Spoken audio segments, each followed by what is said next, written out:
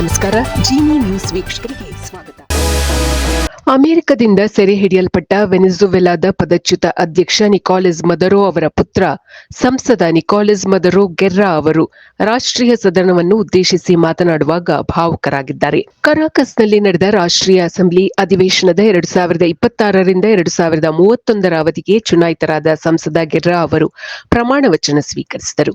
ಮಧ್ಯಂತರ ಅಧ್ಯಕ್ಷೆಯಾಗಿರುವ Delcy Rodrigues ಅವರಿಗೆ ತಮ್ಮ ಅಚಲ ಬೆಂಬಲವನ್ನು ಗೆರ್ರಾ ಅವರು ಘೋಷಿಸಿದರು. ಮಡರೋ ಸೆರೆ ಹಿಡಿದಿರುವ ಅಮೆರಿಕದ ಕೃತ್ಯವನ್ನ ಗೆರ್ರಾ ಅವರು ಖಂಡಿಸಿದ್ದಾರೆ.